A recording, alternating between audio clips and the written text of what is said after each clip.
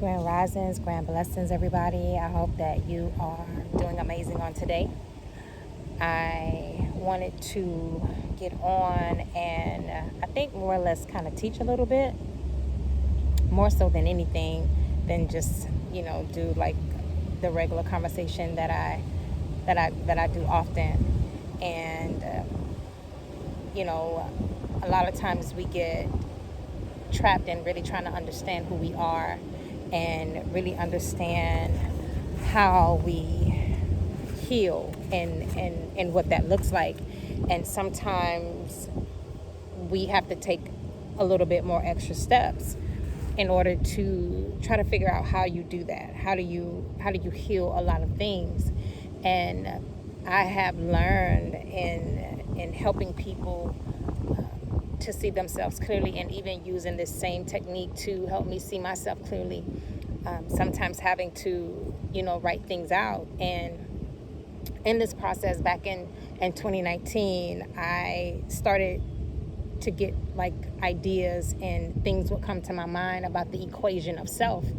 And ended up talking to a young man who was attending Emory University and presented my equation to him, and he was like anything can be an equation.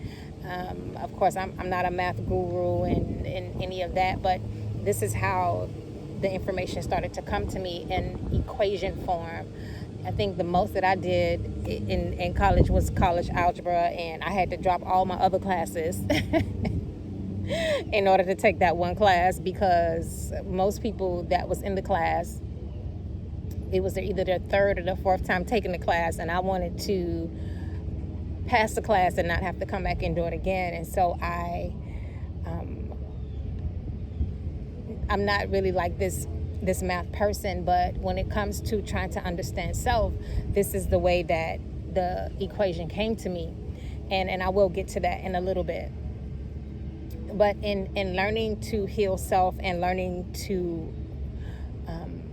help other people heal, sometimes we don't understand that there are many parts of us that are in conflict, and we're not consulting those parts of us that will actually allow us to heal. I don't know if I've said this in other videos. However, when I was in therapy and I was doing what they call intense therapy, meaning that I was going every week for a very, very long time. And one of the things that my therapist would say was, all parts are welcome. And I just remember, like, what does that even mean? What is he talking about? And I remember going to a therapy session, and the next morning when I woke up, I had this vision of all of my parts walking into this conference room, getting ready to sit at this table. And it was in that moment that I realized, like, I get it now, that all parts are welcome. And sometimes we're trying to only heal one part of us, opposed to allowing all the parts of us that have been distorted or experienced, the parts of us that have experienced trauma. We don't allow them to come to the table. We kind of want to create this protection, or in some therapy terms, dissociative amnesia, to not to have to deal with those parts of ourselves. And so in understanding when he would say all parts are welcome, me being able to see myself like all of these parts, church Alexis, 5-year-old Alexis, 10-year-old Alexis, like, having giving all of these parts of me to a voice at the table became very, very important, because these were parts of me at certain ages that part of me was not able to talk, or didn't know how to talk, or didn't know how to express herself, and so those parts just kind of moved along with me as I got older. But going to therapy, really understanding that all of those parts had a right to speak and express themselves and share their feelings and share their thoughts, and it didn't have anything to do with with wanting to be strong, because I think strong Alexis was always trying to dominate these other parts of me, and not feel, and not want to cause any ruckus per se. And she, those parts of her, she taught herself how to hide those parts of her, and not knowing at the time it held value, but not knowing over time that emotionally that it would become stumbling blocks, right? And become passive aggressive, and not know how to express myself outside of, okay, well, I'm getting ready to go off on this person, and not understanding that that is not the only way that you can express yourself. And working in mental health, one of the things that I learned from my mentor was that people express the emotions they identify with.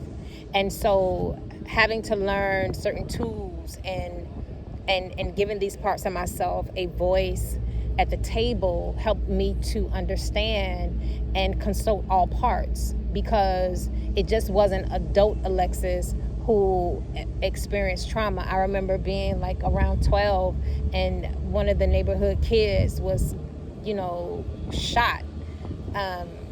And we all used to play with him, and I never talked about that. My boyfriend was murdered. I wouldn't talk about that. So my 21-year-old self is still hiding, and she was like hiding for 25 years. I mean, even to the point, I don't even remember what church the funeral was in. I don't remember, I don't remember how I got there. I don't remember how I left from there. I don't remember how I got to the gravesite. And so this dissociative amnesia, to not want to feel and not want to think, and for a long time I wouldn't even say he was murdered, right? I wouldn't even articulate those words, because there was a part of me that just did not want to go there. But as I started to go through my process of being very intentional about healing, which I didn't even know at the time that's what would actually be taking place. I just knew that I needed to go to therapy. Never associated therapy with having a spiritual experience. But again, I have one of the most amazing therapists in the world, in my opinion, and I'm always grateful to him in that regard. But I remember I was sitting, and I hope that you all can see this. I'm sorry for the background noise. I'm at a park, and they're doing all kind of stuff at the places around me. So the equation of self. So this is the definition that I came up for frequency. It says frequency is measured by what you give your energy to. And the equation for that is energy over frequency equals vibration. So for example, if my energy is anger, right? And I've been angry for 10 years, then it equals a low vibration, right? Or unhappiness. That can be the outcome of that. And until we are able to start seeing ourselves clearly, we stay in this stagnant place. We stay in this place of,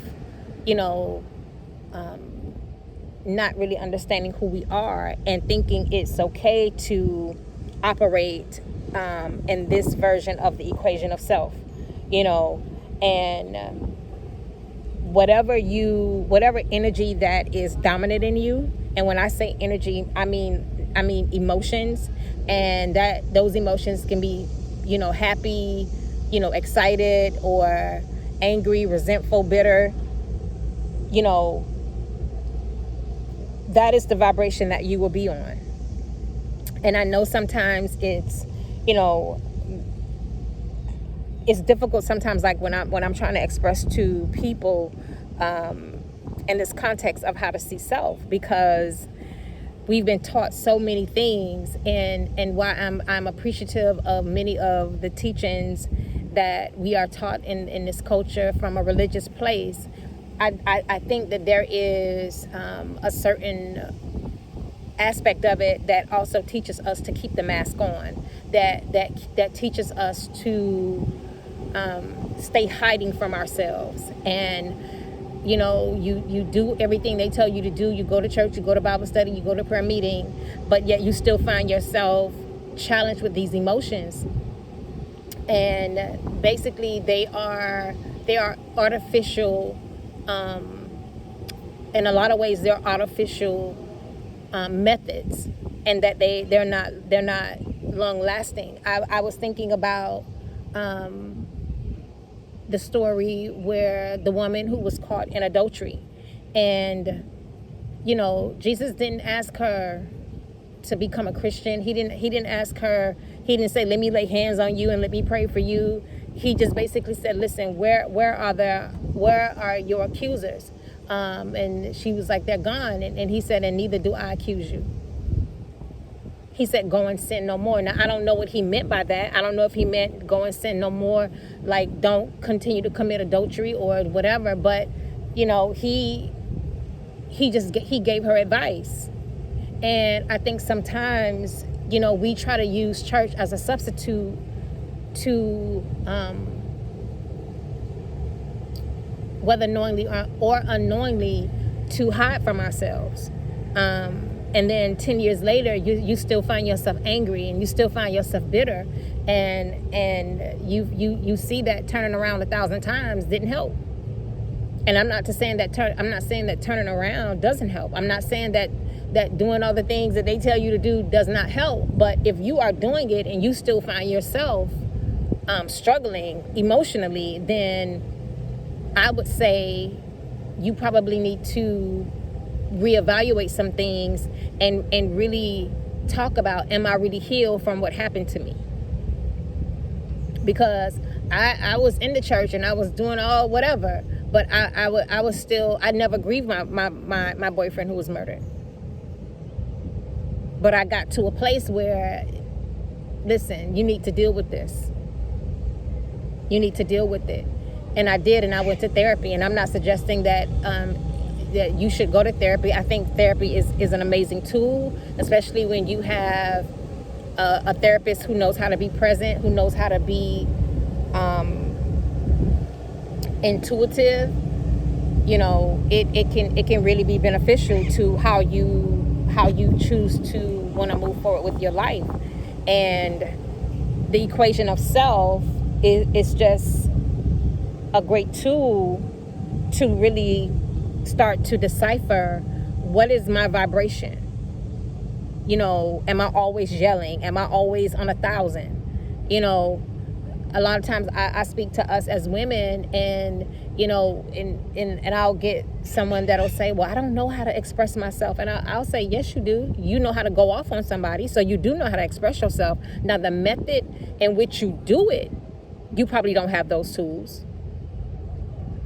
You don't have it because you only know one method, because that's the method that you have always practiced. And so you can only express what you identify with.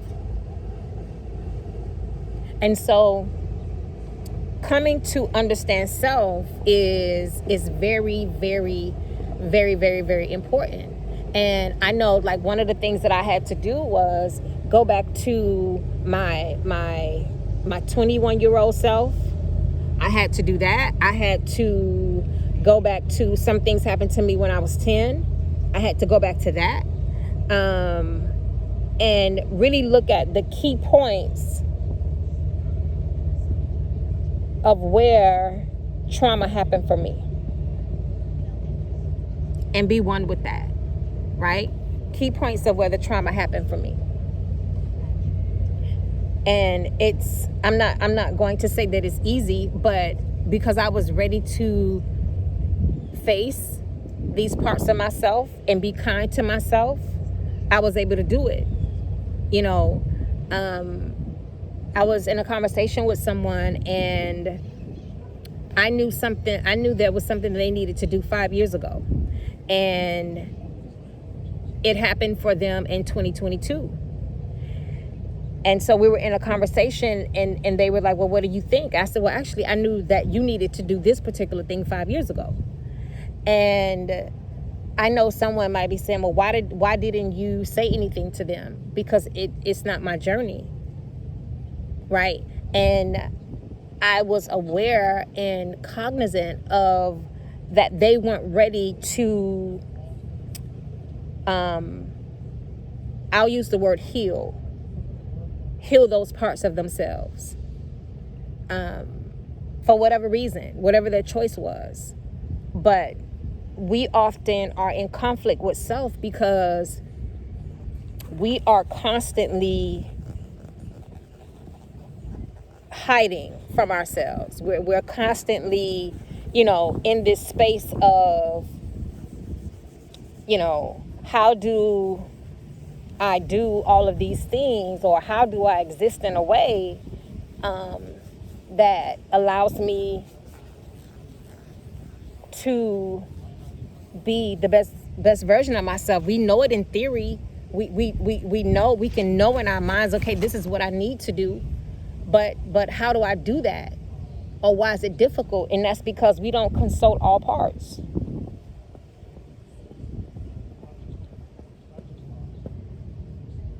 We treat certain parts like they don't exist. You have to consult all parts. Like, it's just what it is. And as scary and challenging as it may be, I know for me, I had to get to a place where healing became my primary goal, my primary target. And I didn't want to be stuck anymore. I didn't want to be trapped anymore. I didn't want to be trapped in the illusions of where I was. And so a lot of that was a part of me being willing to unmask myself, me being willing to detach myself from the things that I thought defined me, and whether those were literal things or belief systems or what people told me, oh, you are supposed to be this. And then really asking myself, Alexis, are you supposed to be that? And on top of that, do you want to be that? Because we get so caught up in other people's conversations, and the way that I coach and do what I do to help people become centered and create that harmony within their body, a lot of times it's challenging for them because I am forcing them to think, well, I thought you were gonna, no, we're gonna come up with a plan together. But at the same time, I'm going to use techniques that is going to promote or provoke you to see yourself in a different way. Because it's one thing for me to get my own epiphany. I can't get your epiphany for you. You have to have me getting your aha moment doesn't change you. It's like me trying to eat your food and you get full.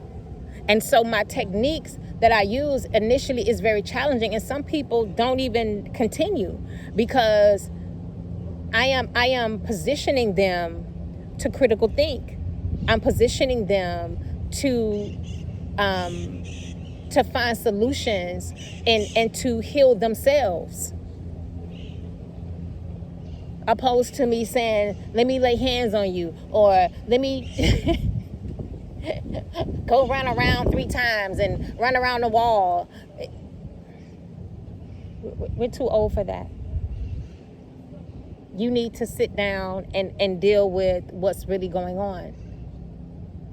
And if you're not happy, why aren't you happy? And what that, okay, well, what does a plan like that looks like, Alexis? Okay, glad you asked. That may look like you sitting down and asking yourself, well, what does happiness mean to me? And once you do that, well, who told you that's what happiness was? Did you assume it was happiness? Did people tell you if you do this, that you would be happy? And then the other thing is, do you want to change your definition of it? Do you want to tweak your definition of it?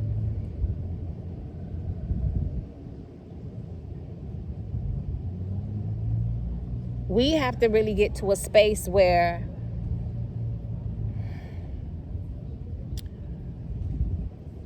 you have to go beyond this artificial insemination of existence. I don't even know if that's a thing, but that's how it came out.